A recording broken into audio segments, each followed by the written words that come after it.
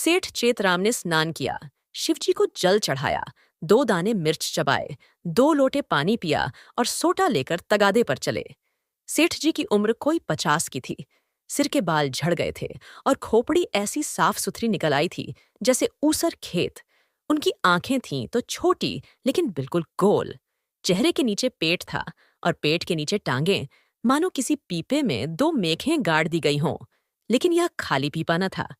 इसमें सजीवता और कर्मशीलता कूट कूट कर भरी हुई थी। किसी बाकीदार असामी के सामने इस पीपे का उछलना कूदना और पैंतरे बदलना देखकर किसी नट का चिगिया भी लज्जित हो जाता। ऐसी आंखें लाल पीली करते, ऐसे गरजते कि दर्शकों की भीड़ लग जाती थी। उन्हें कंजूस तो नहीं कहा जा सकता, क्योंकि जब वह दुकान पर होते तो हर एक भिखमंगे के सामने एक कौड़ी फेंक देते।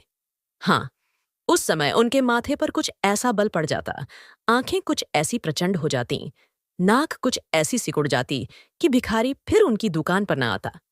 लहने का बाप तगादा है, इस सिद्धांत के वह अनन्य भक्त थे। जलपान करने के बाद संध्या तक वह बराबर तगादा करते रहते थे। इसमें एक तो घर का भोजन बचता था, दूसरे असामियों के माथे दूध, पूरी, मिठाई आदि पदार्थ खाने को मिल जाते थे। एक वक्त का भोजन बच जाना कोई साधारण बात नहीं है। एक भोजन का एक आना भी रख लें तो केवल इसी मद में उन्होंने अपने 30 वर्षों के महाजनी जीवन में कोई 800 रुपये बचा लिए थे। फिर लौटते समय दूसरी बेला के लिए भी दूध, दही, तेल, तरकारी, उपले, ईंधन मिल जाते थे। बहुधा संध्या का भोजन भी न करना पड़ता था, इसलिए तगादे से न चूकते थे। आसमान फटा पड़ता हो, आग बरस रही हो, आंधी आती हो, पर सेठ जी प्रकृति के अटल नियम की भांति तगादे पर जरूर निकल जाते। सेठानी ने पूछा, भोजन? सेठ जी ने गरज कर कहा, नहीं, और सांझ का आने पर देखी जाएगी। सेठ जी के एक किसान पर 5 रुपये आते थे। 6 महीने से दुष्ट ने सूद ब्याज कुछ न दिया था और न कभी कोई सौगात लेकर हाजिर हुआ था। उसका घर 3 कोस से कम न था, इसलिए सेठ जी टालते आते थे। आज उन्होंने उसी गांव चलने का निश्चय कर लिया। आज उस दुष्ट से रुपये लिए न मानूंगा, चाहे कितना ही रोए, चाहे कितना घिघियाए। मगर इतनी लंबी यात्रा पैदल करना निंदास्पद था। लोग कहेंगे, नाम बड़े दर्शन थोड़े। कहलाते सेठ, चलते हैं पैदल, इसलिए मंथर गति से इधर उधर ताकते, राहगीरों से बातें करते चले जाते थे कि लोग समझें वायु सेवन करने जा रहे हैं। सहसा एक खाली इक्का उनकी तरफ जाता हुआ मिल गया। इक्केवान ने पूछा, कहाँ लाला, कहाँ जाना है? सेठ जी ने कहा, जाना तो कहीं नहीं है, 2 कदम तो और है, लेकिन लाओ बैठ जाएं। इक्के वाले ने चुपती हुई आंखों से सेठ जी को देखा। सेठ जी ने भी अपनी लाल आंखों से उसे घूरा। दोनों समझ गए, आज लोहे के चने चबाने पड़ेंगे। इक्का चला। सेठ जी ने पहला वार किया, कहाँ घर है मियाँ साहब? घर कहाँ है हुजूर, जहां पड़ा रहूं वहीं घर है। जब घर था तब था, अब तो बेघर और बेदर हूं, और सबसे बड़ी बात यह है कि बेपर हूं। तकदीर ने पर काट लिए, लेंडूरा बनाकर छोड़ दिया। मेरे दादा नवाबी में चकलेदार थे हुजूर, वो 7 जिले के मालिक, जिसे चाहे तोप दम कर दें, फांसी पर लटका दें। निकलने के पहले लाखों की थैलियां नजर चढ़ जाती थीं हुजूर।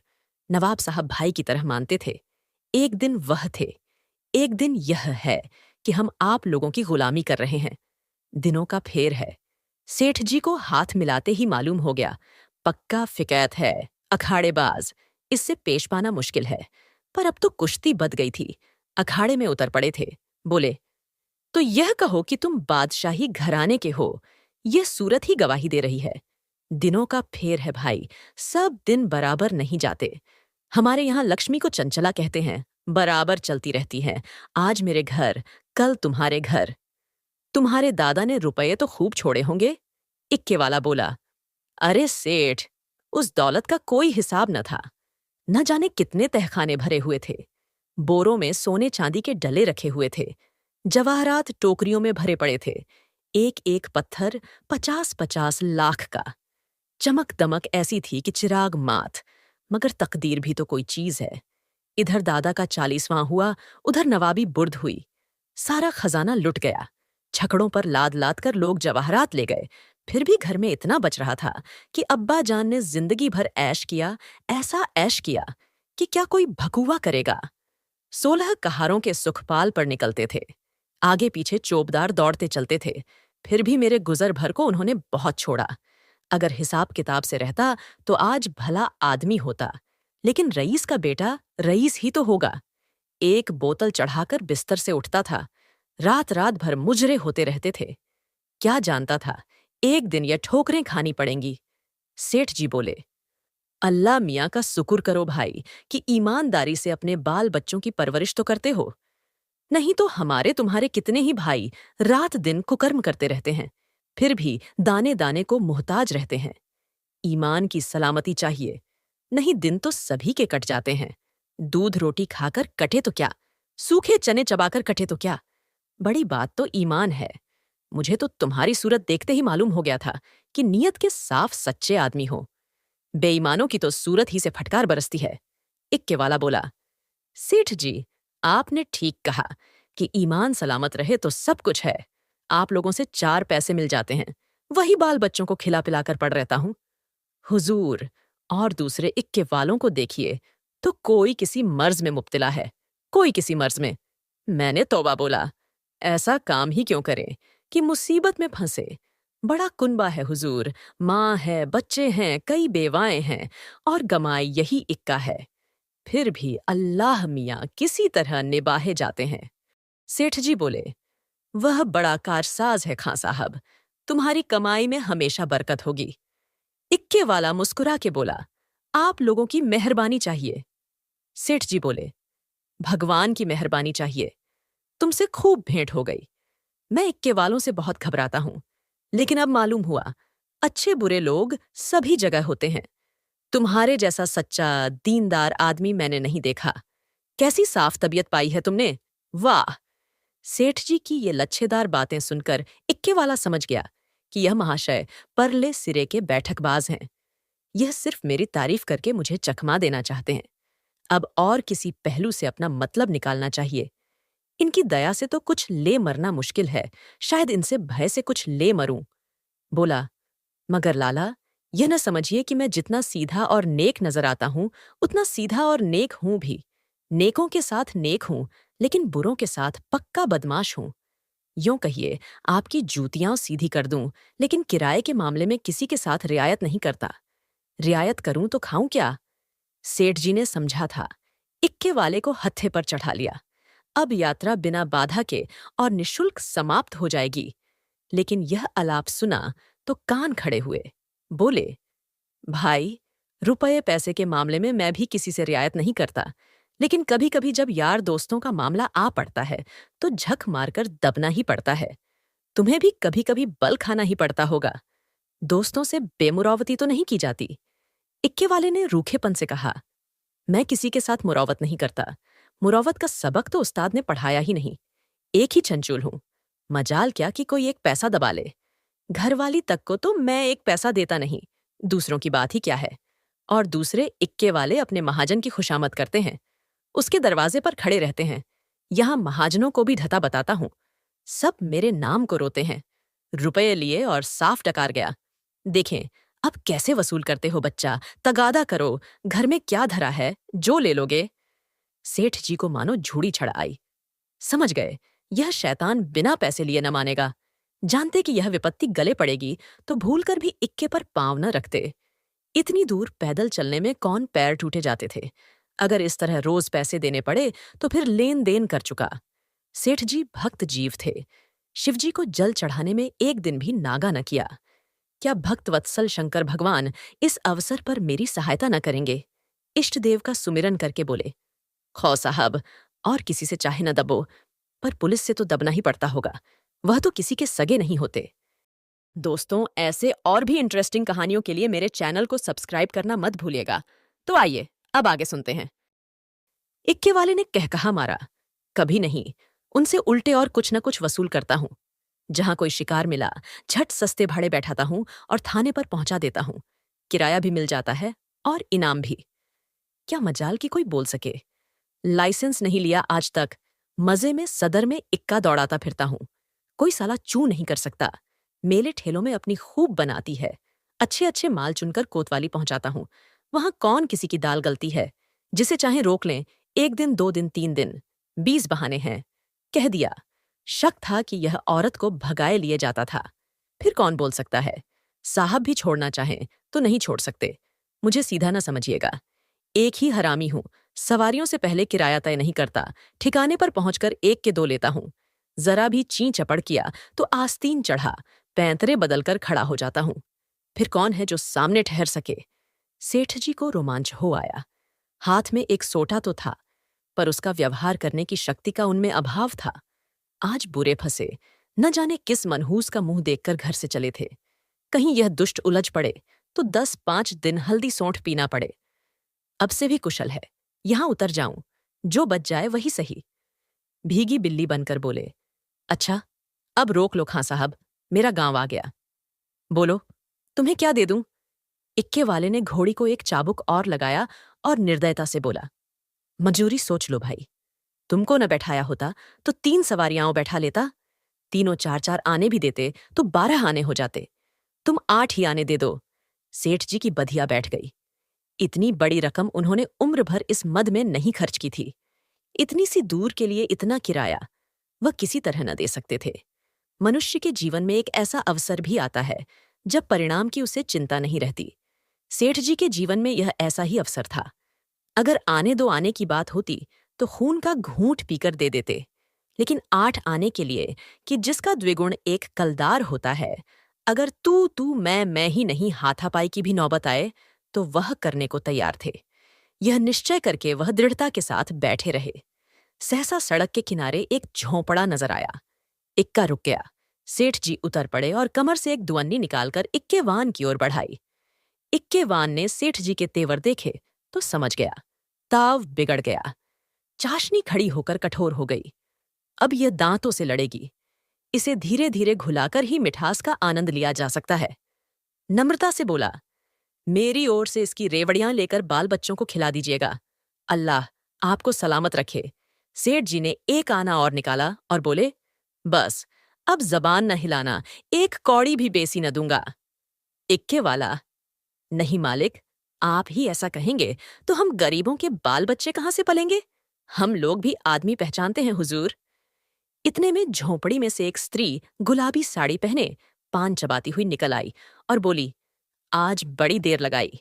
यकायक सेठ जी को देखकर बोली, अच्छा, आज लाला जी तुम्हारे इक्के पर थे, फिर आज तुम्हारा मिजाज काहे को मिलेगा? एक चेहरेशाही तो मिली ही होगी। इधर बढ़ा दो सीधे से। यह कहकर वह सेठ जी के समीप आकर बोली, आराम से चरपैया पर बैठो लाला।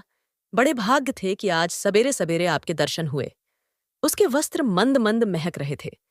सेठ जी का दिमाग ताजा हो गया। उसकी ओर कनखियों से देखा। औरत चंचल, बांकी कटीली, तेज तर्रार थी। सेठानी जी की मूर्ति आंखों के सामने आ गई। भद्दी, थल थल, पिल पिल, पैरों में बेवाए फटी हुई, कपड़ों से दुर्गंध उठती हुई। सेठ जी नाम मात्र को भी रसिक न थे, पर इस समय आंखों से हार गए। आंखों को उधर से हटाने की चेष्टा करके चारपाई पर बैठ गए। अभी कोस भर की मंजिल बाकी है, इसका ख्याल ही न रहा। स्त्री एक छोटी सी पंखियां उठा लाई और सेठ जी को झलने लगी। हाथ की प्रत्येक गति के साथ सुगंधा का एक झोंका आकर सेठ जी को उन्मत्त करने लगा। सेठ जी ने जीवन में ऐसा उल्लास कभी अनुभव न किया था। उन्हें सभी अक्सर घृणा की दृष्टि से देखते थे। चोला मस्त हो गया। उसके हाथ से पंखियां छीन लेनी चाहिए। बोले, तुम्हें कष्ट हो रहा है, लाओ मैं झल लूं। यह कैसी बात है लाला जी, आप हमारे दरवाजे पर आए हैं, क्या इतनी खातिर भी न करने दीजिएगा? और हम किस लायक हैं? इधर कहीं दूर जाना है। अब तो बहुत देर हो गई। कहाँ जाइएगा? सेठ जी ने पापी आंखों को फेरकर और बापी मन को दबाकर कहा, यहां से थोड़ी दूर पर एक गांव है, वहीं जाना है। सांझ को इधर ही से लौटूंगा। सुंदरी ने प्रसन्न होकर कहा, तो फिर आज यहीं रहिएगा। सांझ को फिर कहाँ जाइएगा? एक दिन घर के बाहर की हवा भी खाइए, फिर न जाने कब मुलाकात होगी। इक्के वाले ने आकर सेठ जी के कान में कहा, पैसे निकालिए तो दाने चारे का इंतजाम करूं। सेठ जी ने चुपके से अठन्नी निकालकर दे दी। इक्के वाले ने फिर पूछा, आपके लिए कुछ मिठाई लेता आऊं? यहां आपके लायक मिठाई तो क्या मिलेगी, हाँ मुंह मीठा हो जाएगा। सेठ जी बोले, मेरे लिए कोई जरूरत नहीं, हाँ बच्चों के लिए। यह 4 आने की मिठाई लिवाते आना। चवन्नी निकालकर सेठ जी ने उसके सामने ऐसे गर्व से फेंकी, मानो इसकी उनके सामने चवन्नी की कोई औकात नहीं है। सुंदरी के मुंह का भाव तो देखना चाहते थे, पर डरते थे कि कहीं वह यह न समझे, लाला, चवन्नी क्या दे रहे हैं, मानो किसी को मोल ले रहे हैं। इक्के वाला चवन्नी उठाकर जा ही रहा था कि सुंदरी ने कहा, सेठ जी की चवन्नी लौटा दो। लपक कर उठा ली, शर्म नहीं आती। यह मुझसे रुपया ले लो, 8 आने की ताजी मिठाई बनवा कर लाओ। उसने रुपया निकालकर फेंका। सेठ जी मारे लाज के गड़ गए। एक इक्केवान की भटियारिन, जिसकी टके की भी औकात नहीं, इतनी खातिरदारी करे कि उनके लिए पूरा रुपया निकाल कर दे दे, यह भला वह कैसे सह सकते थे। बोले, नहीं नहीं, यह नहीं हो सकता, तुम अपना रुपया रख लो। और फिर अपनी रसिक आंखों को तृप्त करके बोले, मैं रुपया दिए देता हूं, यह लो, 8 आने की ले लेना। इक्केवान तो उधर मिठाई और दाना चारे की फिक्र में चला। इधर सुंदरी ने सेठ से कहा, वह तो अभी देर में आएगा लाला, तब तक पान तो खाओ। सेठ जी ने इधर उधर ताक कर कहा, यहां तो कोई तंबोली नहीं है। सुंदरी उनकी ओर कटाक्षपूर्ण नेत्रों से देखकर बोली, क्या मेरे लगाए पान तंबोली के पानों से भी खराब होंगे? सेठ जी ने लज्जित होकर कहा, नहीं नहीं, यह बात नहीं, तुम मुसलमान हो ना? सुंदरी ने विनोदमय आग्रह से कहा, खुदा की कसम, इसी बात पर मैं तुम्हें पान खिलाकर छोड़ूंगी। यह कहकर उसने पानदान से एक बीड़ा निकाला और सेठ जी की तरफ चली। सेठ जी ने 1 मिनट तक तो हाँ हाँ किया, फिर दोनों हाथ बढ़ाकर उसे हटाने की चेष्टा की, फिर जोर से दोनों ओंठ बंद कर लिए। पर जब सुंदरी किसी तरह न मानी तो सेठ जी अपना धर्म लेकर बेतहाशा भागे। सोंटा वहीं चारपाई पर रह गया। 20 कदम पर जाकर आप रुक गए और हाँफ कर बोले, देखो, इस तरह किसी का धर्म नहीं लिया जाता। हम लोग तुम्हारा छुआ पानी पी लें तो धर्म भ्रष्ट हो जाए। सुंदरी ने फिर दौड़ाया। सेठ जी फिर भागे। इधर 50 वर्ष से उन्हें इस तरह भागने का अवसर न पड़ा था। धोती खिसक कर गिरने लगी, मगर इतना अवकाश न था कि धोती बांध लें। बेचारे धर्म को कंधों पर रखे दौड़े चले जाते थे। न मालूम कब कमर से रुपयों का बटुआ खिसक पड़ा। जब एक 50 कदम पर फिर रुके और धोती ऊपर उठाई तो बटुआ नदारद। पीछे फिर कर देखा, सुंदरी हाथ में बटुआ लिए उन्हें दिखा रही थी और इशारे से बुला रही थी। मगर सेठ जी को धर्म रुपये से कहीं प्यारा था। 2-4 कदम चले, फिर रुक गए। यकायक धर्म बुद्धि ने डॉट बताई, थोड़े रुपये के लिए धर्म छोड़े देते हो, रुपये बहुत मिलेंगे, धर्म कहाँ मिलेगा। यह सोचते हुए वह अपनी राह चले, जैसे कोई कुत्ता झगड़ालू कुत्तों के बीच से आहत दुम दबाए भागा जाता हो और बार बार पीछे फिरकर देख लेता हो कि कहीं वे दुष्ट आ तो नहीं रहे हैं। दोस्तों, यह कहानी यहीं खत्म होती है। और भी बेहतरीन कहानीकारों की इंटरेस्टिंग कहानियों के लिए प्लेलिस्ट पर क्लिक करना और साथ ही लाइक सब्सक्राइब करना मत भूलिएगा। सुनने के लिए धन्यवाद।